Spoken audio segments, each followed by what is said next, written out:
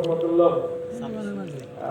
শুধু বক্তব্য দাঁড়ালে হয়তো একটা মিনিটই সময় নষ্ট হবে বলে আমি মনে করি। আমি চেষ্টা করবো 1 মিনিটের কথা শেষ করতে। সবাইকে সালাম, আসসালামু আলাইকুম রহমতুল্লাহ।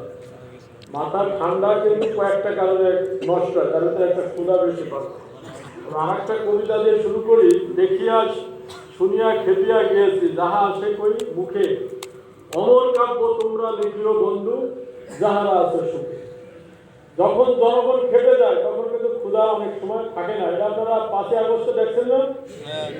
আপনাদের কাছে আজকে হাত তুলে একটা বিষয় জিজ্ঞেস করবে, একা ভালো থাকবেন না সবাই ভালো থাকবেন?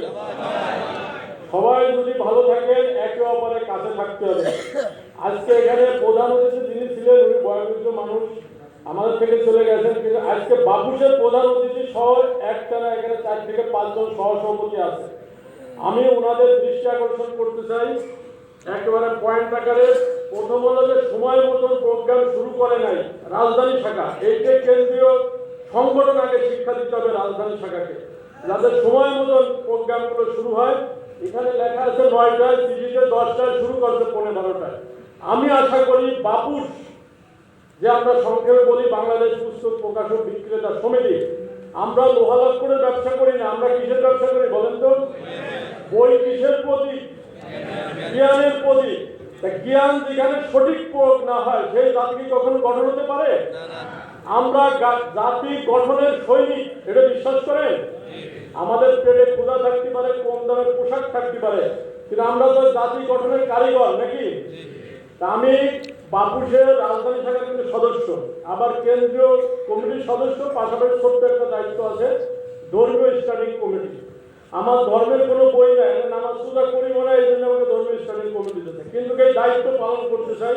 যারা এখানে আছেন ধর্মীয় বই পুস্তক প্রকাশ করেন, বিক্রি করেন, তাদের নিয়ে আমরা কাজ শুরু করছি। আমি আহ্বান করছি আপনারা সেখানে আসবেন, কথা বলবেন। বাংলাদেশের ধর্মপ্রাণ মানুষের কল্যাণে আমরা কাজ করতে চাই। কথা এমন 1 মিনিট হয়ে যাচ্ছে।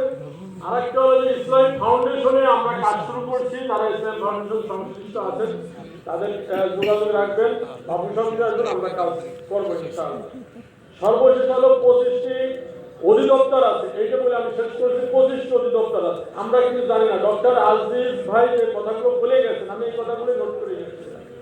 আমি আশা করি সেই কথাগুলো সুপারিশ আকারে আসার পরে রাজধানী শাখার একটা শীট তৈরি করবেন এবং এটা কেন্দ্রীয় কমিটির সাথে আলাপ করে আমরা আগামী দিনে রাজধানীকে একটা মডেল সংগঠন, বাংলাদেশের 67টা জেলা শাখা আছে, আমি যেটা পাবলিশে পাইছি, রাজধানীকে একটা মডেল শাখা হিসেবে বাংলাদেশে আরো 66টা শাখার উপরে আমরা উপস্থাপন করতে। আমরা কি একমত?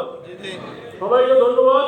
সর্বশেষ 25টা অধিদপ্তরে বাপুস খোঁজ খবর নেওয়ার জন্য কেন্দ্রীয় আজকে যিনি প্রধান অতিথি আছেন, আপনাকে অনুরোধ করবো আপনি সবচেয়ে দক্ষ ম্যানেজমেন্ট একটা বিশাল কয়েক হাজার জনবল নিয়ন্ত্রণ করেন। আমি আশা করি আপনার মতন সহসভাপতি এই বাপুসকে ঠিক আপনার একটা অর্গানাইজেশনের মতন আগামী দিনে বাংলাদেশের 26,000 সদস্যকে উপহার দেবেন।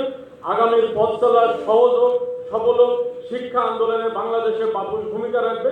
মহান আল্লাহর কাছে এই কথা, এই তৌফিক কামনা করে শেষ করছি। আসসালামু আলাইকুম রহমতুল্লাহ। ধন্যবাদ।